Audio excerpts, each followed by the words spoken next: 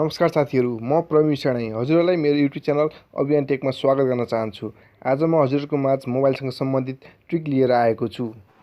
साथीहरू, हजुरहरूको मोबाइलमा गुगलको फोटोज भन्ने एप छ र हजुरहरूलाई यो पनि थाहा होला कि यो एपमा हजुरहरूको मोबाइलमा भएको सम्पूर्ण फोटोज र भिडियोजहरू देखाउँछ।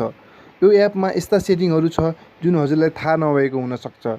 यो एपको सेटिङ यदि हजुरहरूलाई थाहा छ र अन गर्नुभएको छ भने त्यो राम्रो हो, तर हजुरलाई थाहा नभई त्यो सेटिङ अन गर्नुभएको रहेछ भने त्यो नराम्रो हो र हजुरलाई नोक्सान पनि हुन सक्छ, किनकि यसमा यस्ता सेटिङ छ जुन अन भयो भने यो एपमा भएको सबै फोटोज र भिडियोजहरू अरूले सजिलै आफ्नो मोबाइलमा हेर्न सक्छ र हजुरलाई थाहा नै हुँदैन। त्यसैले यो सेटिङको बारेमा जान्न धेरै जरुरी छ। त्यसैले यो भिडियो स्किप नगरी पुरा हेरिदिनु होला। यो एप्लिकेसनको सबैभन्दा पहिलो सेटिङको बारेमा म बताउन गइरहेको छु। जब हामी यो एप ओपन गर्छौँ, हाम्रो मोबाइलमा भएको सबै फोटोज र भिडियोजहरू यो एपमा देखिन्छ। हामीले मोबाइलमा डिलिट गरेको फोटोज वा भिडियो रिस्टोर गर्न सक्दैनौँ, तर यो एपबाट कुनै फोटोज वा भिडियो डिलिट भयो भने सजिलै रिस्टोर गर्न सकिन्छ। म हजुरहरूलाई यसको इक्जाम्पल देखाउन गइरहेको छु। मसँग यहाँ गुगल फोटोजमा भएको फोटोमध्ये म कुनै एउटा डिलिट गर्न गइरहेको छु। र साथीहरू, देख्नुभयो होला मैले भर्खरै एउटा फोटो डिलिट गरेँ। अब हामी यसलाई रिस्टोर गर्न गइरहेका छौँ। यसलाई रिस्टोर गर्नको लागि मोबाइलको लेफ्टमा तीनवटा धर्का भएको सेटिङ देख्नुभएको होला। यसमा क्लिक गर्नुहोस्।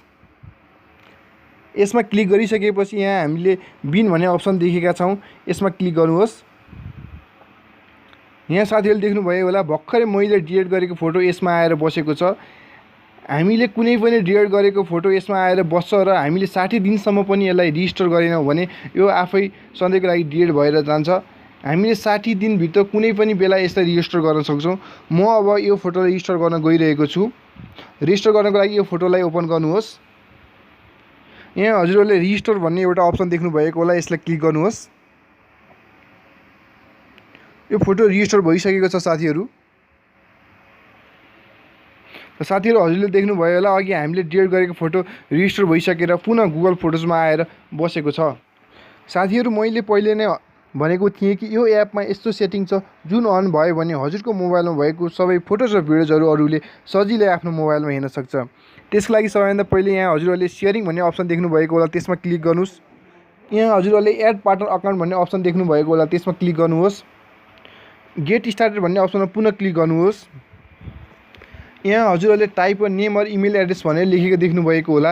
यदि यहाँ कुनै हजुरहरूले नचिनेको व्यक्ति वा कुनै हजुरहरूको साथीले कुनै इमेल एड्रेस टाइप गरेर सेभ गरेको छ भने हजुरहरूको गुगल फोटोजमा भएको सम्पूर्ण फोटोज र भिडियोजहरू त्यो साथीले आफ्नो मोबाइलमा हेरिरहेको हुन्छ। हजुरहरूले जति नयाँ फोटोज अथवा भिडियोजहरू गुगल फोटोजमा सेभ गर्नुहुन्छ त्यो सबै फोटोज अथवा भिडियोजहरू त्यो साथीको मोबाइलमा अटोमेटिकली पुगेको हुन्छ र उसले हजुरलाई थाहा नदिइकन त्यो फोटोज अथवा भिडियोजहरू हेरेको हुन्छ। साथीहरू, हजुरहरूले यदि हजुरहरूको गुगल फोटोजमा भएको फोटोज अथवा भिडियोहरू सेयर गर्न चाहनुहुन्छ भने हजुरहरू आफैले पनि टाइप नेम र इमेल एड्रेस लेखेको ठाउँमा कुनै पनि इमेल एड्रेस टाइप गरेर त्यसलाई सेभ गरेर फोटोज अथवा भिडियोजहरू सेयर गर्न सक्नुहुनेछ। साथीहरू, यहाँ हजुरहरूले एड पार्टनर अकाउन्ट भनेर लेखेको देख्नुभएको होला। यदि यहाँ कुनै पनि अकाउन्ट छैन भने हजुरहरूले यो बुझ्नुहोस् कि हजुरहरूको गुगल फोटोजमा भएका सम्पूर्ण भिडियोज र फोटोजहरू सेभ छ, तर यहाँ कसैले थाहा नदिइकन कुनै अकाउन्ट सेभ गरेको छ भने हजुरहरूले यो बुझ्नुहोस् कि हजुरहरूको गुगल फोटोजमा सेभ भएका फोटोज र भिडियोजहरू कुनै अर्को व्यक्तिले हजुरले थाहा नपाइकन हेरिरहेको छ। साथीहरू, त्यसैले हजुरहरूले यो सेटिङको बारेमा थाहा पाउन अत्यन्त आवश्यक छ र यदि कसैले थाहा हजुरले थाहा नदिइकन यहाँ इमेल एड्रेस सेभ गरेर हजुरको फोटो अथवा भिडियो सेभ गरेको छ भने हजुरहरूको आफ्नो सिक्रेट अथवा प्राइभेसी मेन्टेन गर्ने फोटोहरू हुन सक्दछ। त्यस्तो कुनै फोटोजहरू अरूले हेरेर हजुरहरूलाई ब्ल्याकमेल पनि गर्न सक्दछ। त्यसैले यो सेटिङको बारेमा जानकारी राख्नुहोस्। साथीहरू, म हजुरहरूलाई गुगल फोटोजको अर्को नयाँ सेटिङको बारेमा बताउन गइरहेको छु।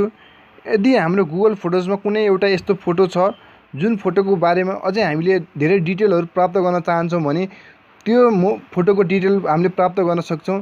जस्तै म हजुरलाई यहाँ त्यसको इक्जाम्पल देखाउन चाहन्छु। मसँग यहाँ एउटा पोर्टेबल फ्यानको फोटो छ। साथीहरू, अब हजुरले हेर्नुहोस् कि यो फोटोको डिटेलको बारेमा हामीले कसरी प्राप्त गर्न सक्छौँ। त्यसको लागि हजुरले यहाँ गुगल लेन्सको लोगो देख्नुभएको होला। त्यसको लागि हजुरहरूले यहाँ गुगल लेन्सको अप्सन देख्नु भएको होला, त्यसमा क्लिक गर्नुहोस्।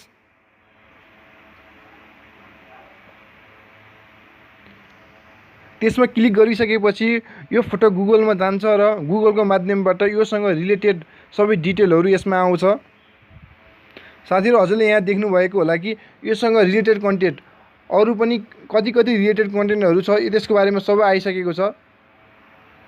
हामीले यसरी यहाँ गुगल फोटोजमा सेभ भएका कुनै पनि फोटोजहरू अथवा कुनै पनि डिभाइसहरू जुन हामीले अझै त्यसको बारेमा थप जानकारी प्राप्त गर्न चाहन्छौँ भने हामीले यसरी सजिलै प्राप्त गर्न सक्दछौँ।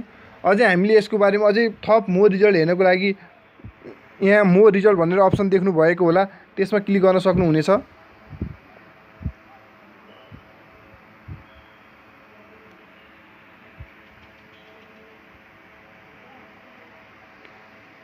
मोर रिजल्ट भन्ने अप्सनमा क्लिक गरिसकेपछि हामीले गुगलमा गएर त्यसका सम्पूर्ण डिटेलहरू अझ विस्तृत रूपमा हेर्न सक्दछौँ।